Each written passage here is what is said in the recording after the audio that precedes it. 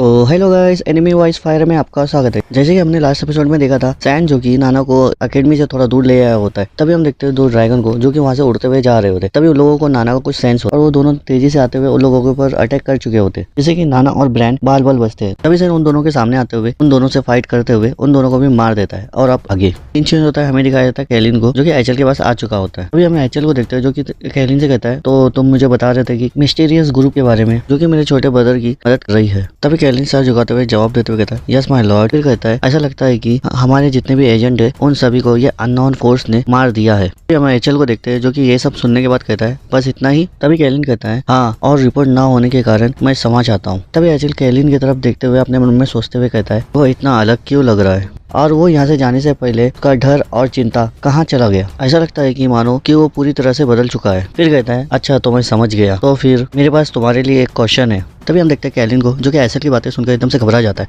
तभी हम देखते हैं एचएल को जो कि उसी की तरफ देख रहा होता है। तभी कैलिन भी एचएल की तरफ देखते हुए थोड़ा घबराते हुए अपने मन में सोचते हुए कहता है, ये मेरा टेस्ट है, शायद से मुझे लगता है कि उनको मेरे ऊपर शक हो गया है। ये सोचकर डरते हुए जल्दी से ग्रीटिंग करते हुए कहता है, लुमेडाल की कृपया आप पर बनी रहे। तभी हम देखते हैं एचएल को जो कि हल्का सा मुस्कुराते हुए कहता है, थैंक यू आंसर देने के लिए सर कैलिन। तभी हम देखते हैं कैलिन को जो कि अभी भी घबरा रहा होता है। तभी एचएल कहता है, और प्लीज इसे रॉन्ग आइडिया में मत ले और इसे रेगुलर रूटीन जैसा समझे और अब तुम जा सके हो। तभी हम देखते हैं कैलिन को जो कि अपने मन में सोचते हुए घबराते हुए वहां से जाते हुए कहता है, मुझे लगता है कि मुझे और केयरफुल होना होगा। फिर कहता है, एक बार शक के दायरे पे आने के बाद रिटर्न जाना असंभव हो जाएगा और मैं ऐसा कुछ एविडेंस नहीं दे सकता हूँ जिससे कि लॉर्ड सैन को प्रॉब्लम हो। ये बोलते हुए जैसे डोर ओपन करता है, देखता है कि लॉर्ड सैन की मैड एमिली जो कि डोर के बाहर खड़ी हुई है। अभी हम एमिली को देखते हैं जो कि कैलिन को देखते हुए कहती है, हेलो। कैलिन मैड से पूछते हुए कहता है, तुम यहाँ क्या कर रही हो। तभी एचएल पीछे से आते हुए कैलिन के कंधे पे हाथ रखते हुए कहता है, इसे मैंने बुलाया हूँ। तभी एचएल एमिली से पूछते हुए कहता है, एमिली क्या यहाँ था। एमिली भी अपने हाथ में पकड़े हुए चीज को दिखाते हुए कहती है, यस माय लॉर्ड एचएल। हम देखते हैं एचएल को जो कि एक प्यारा सा स्माइल करते हुए कहता है, क्या मैं आपसे एक छोटा सा फेवर मांग सकता हूँ। तभी हम एमिली की तरफ देखते हैं जो कि ब्लशिंग करते हुए कहती है, क्या एक फेवर। ये बोलते साथ ही सीन चेंज होता है, हमें दिखाया जाता है एक जगह पे जहाँ पर मसालों से आग लगा के रोशनी किया होता है और वहाँ पर बहुत सारे स्टोन रखा होता है जिसकी मदद से एक दूसरे से कांटेक्ट कर सके और इस मैजिकल स्टोन की मदद से एक दूसरे से बात कर सके।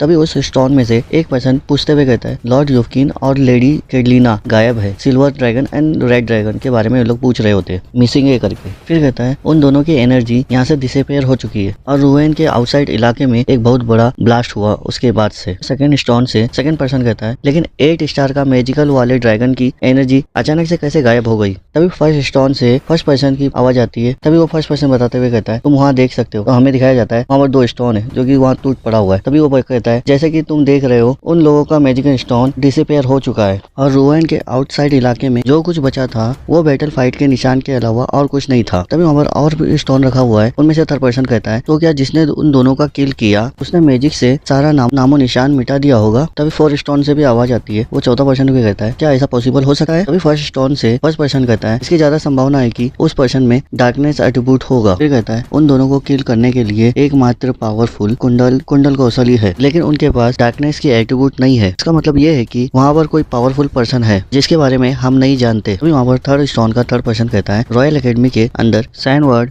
जो कि एकमात्र ऐसा पर्सन है जो कि उसके पास डार्कनेस की एट्रीब्यूट है और सैनवर्ड के बारे में और ऐसे भी अफवाह है कि वो फ्रंट लाइन में डेविल ड्रैगन से फाइट करते हुए वहाँ से सर्वाइव करते हुए सेफली वहाँ से आ गया था। फिर कहता है, ये पॉसिबल हो सकता है कि इन सभी की डेथ इससे इन्वॉल्व हो। और फिर और 2 जन का नाम बताते हुए कहता है, रेनॉल्ड क्रिप्शन और जैकर मैन बास, और वो दोनों हमें सप्लाई के सब्जेक्ट टेस्ट करा रहे थे। तभी पहला स्टोन से पहला पर्सन कहता है, तो तुम्हारा कहना है कि ये बातें महज सहयोग नहीं हो सकता। फिर कहता है, हमें उस पर कड़ी नजर रखनी होगी, तो फिर मेरी ग्रैंड डॉटर लुनाओर रेनगोर को वहाँ पर भेज दो। ये बोलते साथ ही सीन चेंज होता है, हमें दिखाया जाता है रॉयल एकेडमी के बेडरूम को जहाँ पर सैनवर्ड का रूम होता है। तभी हम देखते हैं प्रिंसेस आयरिन को जो कि अपने हाथ में पकड़े हुए केक को लाते हुए कहती है नाना को, टाटा, ये स्पेशली केक डायरेक्ट ही इंपेरियल प्लेस से लाया गया है खासकर तुम्हारे लिए और मैं उम्मीद करती हूँ कि ये तुम्हें बहुत पसंद आएगा। तभी हम नाना को देखते हैं जो कि केक को देख के एकदम मुंह में पानी आने लगता है और कुछ होते हुए कहती है, नाना को प्रिंसेस आयरिन पसंद आई। हम प्रिंसेस आयरिन को देखते हैं जो कि नाना को केक देते हुए कहती है, तुम्हें जितना खाना है खा सकते हो, तुम्हारे लिए और भी बहुत कुछ है। तभी हम सैन को देखते हैं, सैन भी वहाँ पर आते हुए उन लोग की तरफ ही देख रहा होता है। सैन वहाँ चेयर में बैठते हुए अपने मन में सोचते हुए कहता है, मुझे लगता है कि वो दोनों अब एक साथ बहुत खुश लग रहे हैं। फिर कहता है, शांति ऐसे ही बनी रहना चाहिए। ये बोलते हुए सैन नाना की तरफ जैसे ही देखता है लगता है कि नाना दोनों हाथों से पकड़ते हुए केक को बड़ी स्पीड से खा रही होती है। तभी सैन उसके बारे में सोचते हुए कहता है,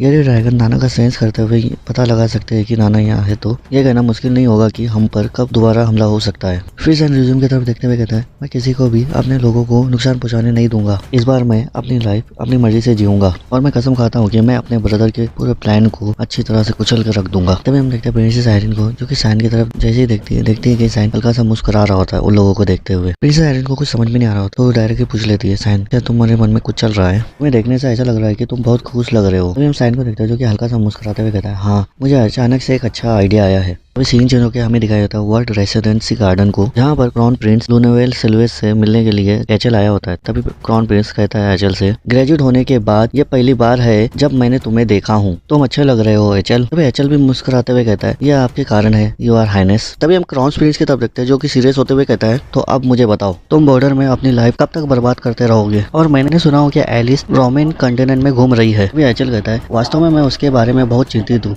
मुझे आश्चर्य है वो वास्तव में क्या कर रही है। तभी क्राउन प्रिंस कहता है, तुम सच में चिंतित हो? फिर कहता है, क्या तुमको यकीन है, तुम्हें चिंता नहीं है कि वो एक दिन तुम्हारे लिए खतरा हो सकती है? तभी एचल भी ये सुनते हुए क्राउन प्रिंस की तरफ ही देखने लगता है। प्रिंस बोरिस को बुलाते हुए कहता है, अब तुम आ सकते हो। तभी हम देखते हैं बोरिस को आते हुए सीधा क्राउन प्रिंस के ग्लास को ड्रिंक से भरने लगता है। क्राउन प्रिंस एचल से कहता है, क्या तुम्हारा ब्रदर सैन वर्ड ऐसा है जो कि मेरे फादर सैन के ऊपर बहुत इंटरेस्ट दिखा रहे हैं और मेरे फादर प्रिंसेस आयरिन के एंगेजमेंट सैन वर्ड के साथ करने की सोच रहे हैं? फिर कहता है, मुझे आश्चर्य है कि वो क्यों परेशान है, और जहाँ तक बच्चों का सवाल है वो एकदम से यूजलेस है। तभी एचल को देखते हो, जो कि हल्की सी स्माइल करते हुए कहता है, आपको इसके लिए जल्दीबाजी नहीं करनी चाहिए, क्योंकि वो ऑब्जेक्ट इंटरेस्ट बन जाती है और वो अभी भी यूजफुल है। यानी कि एचल प्रिंसेस आयरिन के बारे में कह रहा होता है क्राउन प्रिंस से। तभी हम देखते हैं क्राउन प्रिंस को, जो कि एचल की बातें सुनकर क्राउन प्रिंस के फेस में हल्की सी स्माइल आ जाती है। और तभी क्राउन प्रिंस कहते हैं, मैंने हमेशा ही सराहना किया है कि हमारी बातचीत कितनी यूजफुल होती है। इसको देखते हैं, जो कि एचल से पूछते हुए कहता है, क्या आप और भी पीना चाहोगे? तभी हम देखते हैं एचल को, जो कि एकदम से शॉक हो जाता है बोरिस को देखते हुए। क्राउन प्रिंस से कहता है, आपका जो ये गार्ड नाइट है वो मेरे लिए एक नया है। तभी क्राउन प्रिंस एचल की तरफ देखते हुए हल्की सी स्माइल करते हुए कहता है, ओह हाँ, ये मेरे लिए एक अनमोल रत्न है जो मुझे हाल ही में एक टूर के दौरान मिला था। तभी एचल क्राउन प्रिंस की बातें सुनकर बोरिस की तरफ ही देखने लगता है। तभी बोरिस कहता है, मैं बोरिस लेहाम आपकी सेवा में। सीन चेंज होता है, हमें दिखाया जाता है 2 साल बाद एकेडमी में कम बैक करते हुए आ रही होती है। तभी सब लोग एलिस की तरफ ही देख रहे होते हैं। तभी एक पर्सन एलिस की तरफ देखते हुए हल्का सा ब्लशिंग करने लगता है। तभी वो पर्सन के साथ खड़ी वो लेडी वो पर्सन को मारते हुए कहती है, तुम जरा सा भी सीरियस नहीं हो सकते?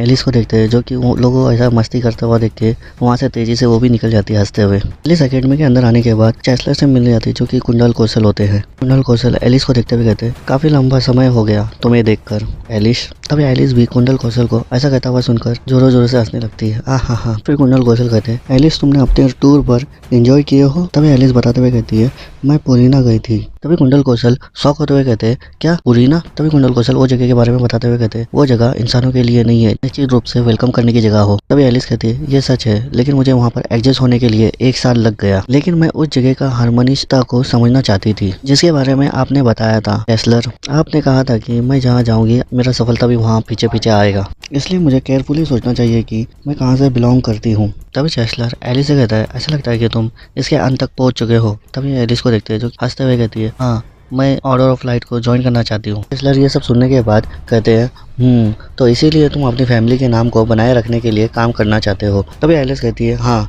मुझे अपने भाई बहनों की बहुत चिंता है, खासकर सैन वर्ड जो कि बहुत कमजोर है। तभी हम देखते हैं चैंसलर को, जो कि एलिस की बातें सुनकर जोरों जोर से हंसने लगते हैं। तभी एलिस चैंसलर को ऐसा हंसता हुआ देख के मुंह बनाते हुए कहती है, को क्या ये चीजें फनी लग रहा है? तभी चैंसलर सीरियस होते हुए अपनी दाढ़ी में हाथ फिराते हुए कहते हैं एलिस से, सैन जो कि डरपोक और कमजोर है, क्या तुम मजाक कर रही हो? तभी हम सैन को देखते हैं, जो कि एलिस के पीछे आते हुए कहता है, मजाक? आप कितने कठोर हो चैंसलर। तभी हम एलिस को देखते हैं, जो कि जल्दी से पीछे की तरफ मुड़ के जैसे ही देखती है कि सैन पीछे खड़ा है, और देख के एकदम से शॉक होते हुए कहती है, सैन? तभी सैन हंसते हुए कहता है, हाँ मुझे आपकी बहुत याद आई मेरी प्यारी सिस्टर।